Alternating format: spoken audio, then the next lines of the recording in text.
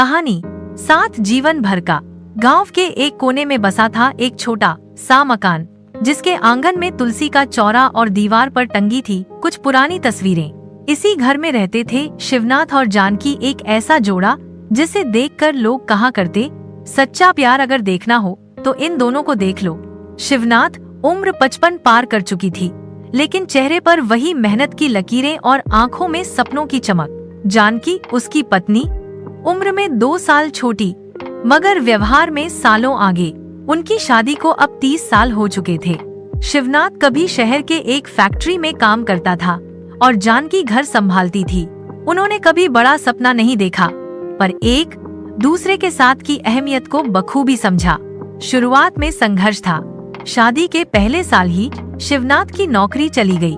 जानकी के मायके से ताने आए, इससे अच्छा लड़का नहीं मिला था, पर जानकी चुप रही। उसने बस शिवनाथ की तरफ देखा और कहा, कोई बात नहीं, जब तक मैं साथ हूँ तब तक तुझे किसी की जरूरत नहीं। वो दिन दोनों ने किसी तरह गुजारे। जानकी ने हाथ से अचार बनाना सीखा, पापड़ बनाए और मोहल्ले में बेचना शुरू किया। शिवनाथ सुबह खेतों में मजदूरी करता और शाम को जानकी की मदद करता। कई बार पेट आधा भरता, पर एक दूसरे का दिल कभी खाली नहीं रहा। वक्त ने करवट ली। धीरे धीरे जानकी का अचार मशहूर हो गया। गांव के दुकानदारों से होते हुए शहर तक डिब्बे पहुंचने लगे। जानकी ने शिवनाथ से कहा, तू अब दूसरों की जमीन पर मत काम कर, अपना खेत देख। शिवनाथ को अपनी मेहनत पर यकीन था, लेकिन जानकी की सोच पर भरोसा उससे भी ज्यादा था। जानकी की कोशिशों और शिवनाथ के विश्वास ने उन्हें एक छोटी सी दुकान दिलवाई। जानकी आचार भंडार नाम रखा गया।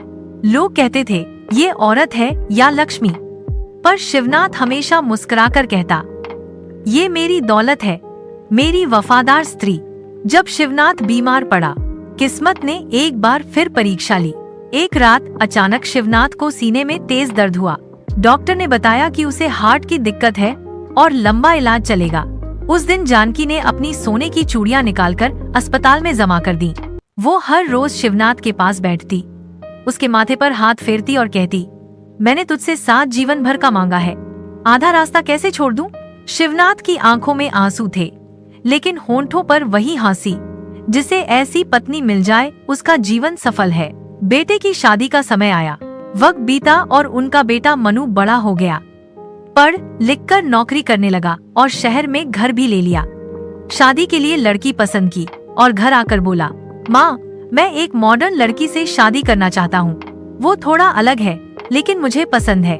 जानकी ने बिना सवाल किए कहा, तू खुश रहना चाहिए, लड़की कैसी भी हो। लेकिन शादी के बाद बहू को गांव का माहौल पसंद नहीं आया। उसने शहर में रहने की जिद की और मनु को भी लेकर चली गई। बुढ़ापा साथ का इंतजार करता है। अब जानकी और शिवनाथ अकेले रह गए थे, लेकिन वो कभी अकेले महसूस नहीं करते। शिवनाथ अक्सर कहा करता, जिनके पास जानकी जैसी पत्नी हो उसे और कुछ चाहिए भी क्या। एक दिन गांव में एक नौजवान पत्रकार इंटरव्यू लेने आया। उसने जानकी से पूछा, आपके पति ने आपको कभी महंगे गहने या विदेश यात्रा करवाई?